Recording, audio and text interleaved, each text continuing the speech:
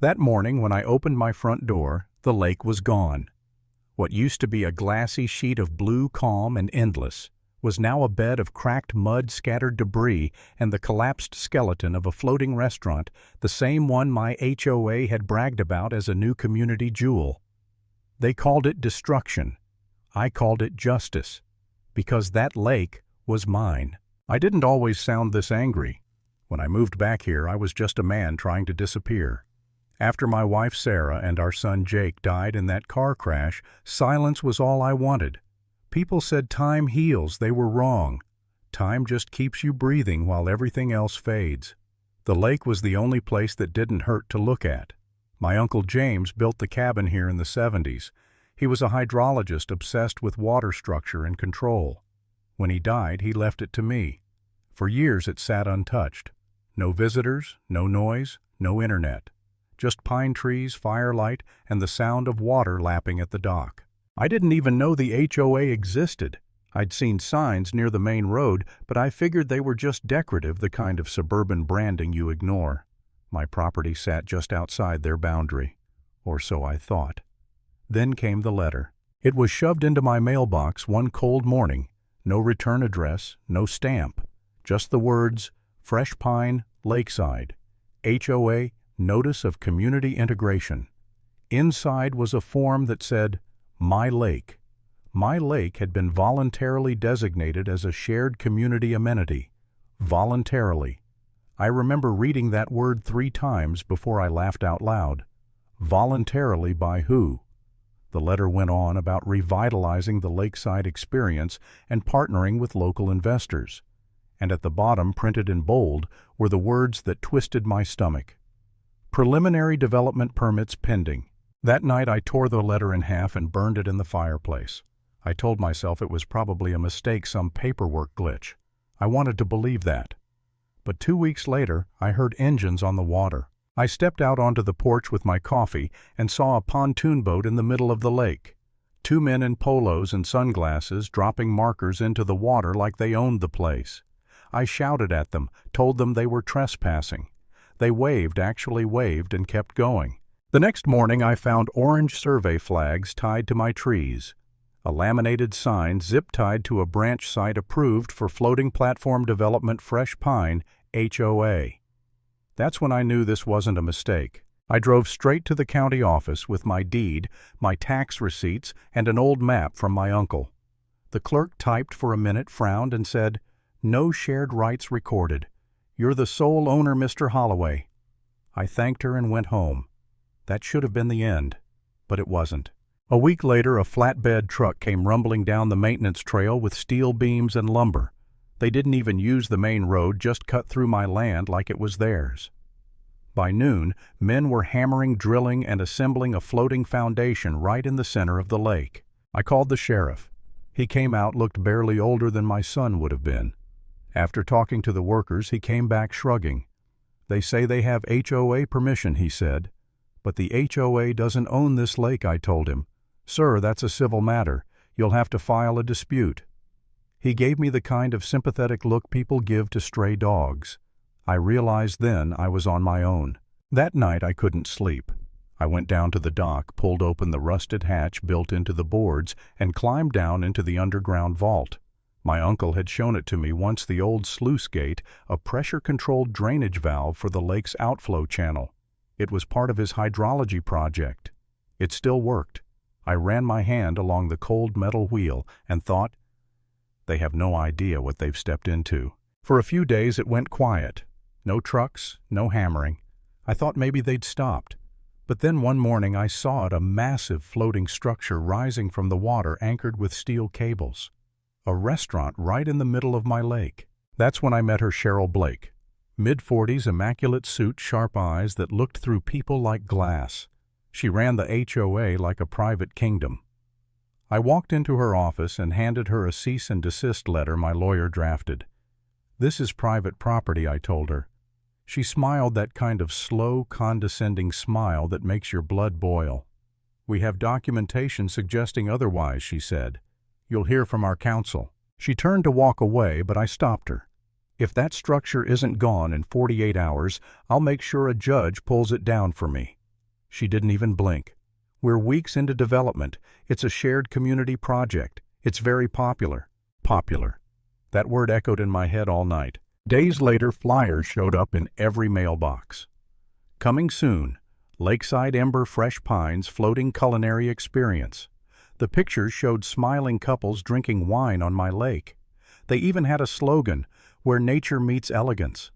I felt something snap inside me. I started documenting everything. Drone footage, photos, videos. I went door to door delivering letters to every resident explaining the lake was private. A few neighbors apologized. Most didn't care. One man told me, "You're standing in the way of progress."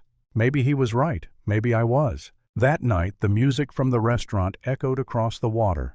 They were testing their sound system, bright lights flashing through my windows. I sat there in the dark staring at my reflection, and for the first time I wondered if I was crazy. Maybe I was clinging too hard to something that didn't matter anymore. Maybe this lake wasn't meant to be mine alone. Then I remembered this was where Sarah and Jake's ashes were scattered. Their laughter still lived in that water. And I realized I wasn't protecting land. I was protecting them. That was the night I decided to fight back. I opened the vault.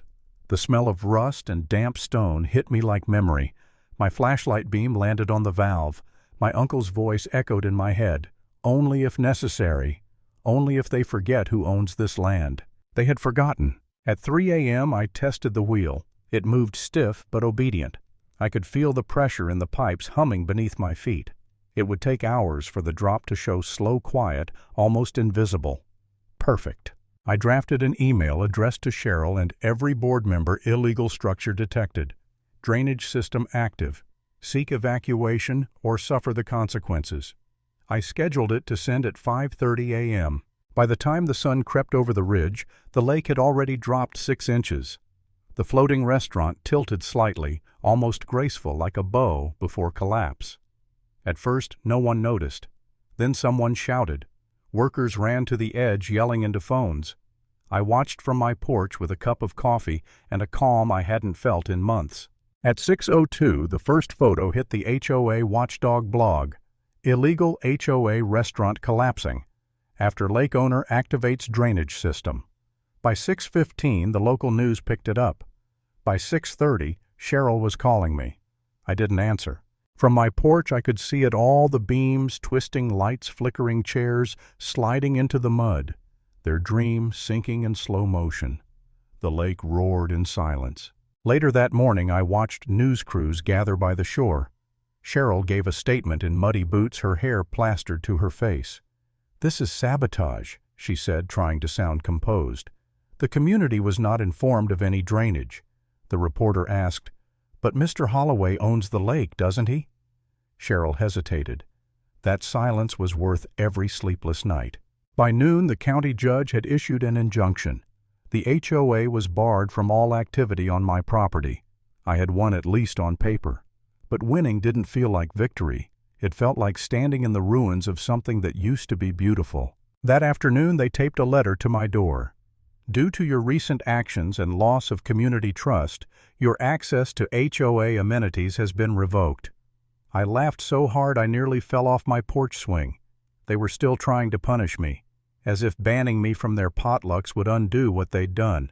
They never saw me as a person. To them, I was just an obstacle, a line on a map they could redraw.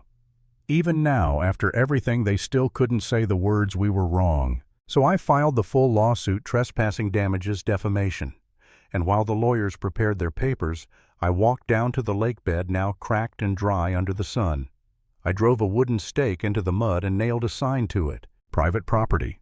Not for sale. Not for your HOA. And beneath it I taped a photo of Jake mid-jump, arms out, laughing as he dove into the water. Weeks passed. The HOA fell apart from the inside. Board members resigned, residents turned on them, lawsuits piled up. Cheryl tried to save face, but the county's ruling was final. The HOA had no jurisdiction. Their construction was illegal, and they'd be fined for damages. The irony, I didn't have to lift another finger. Gravity had already done the rest. When Cheryl showed up at my door weeks later, she didn't bring lawyers, just herself.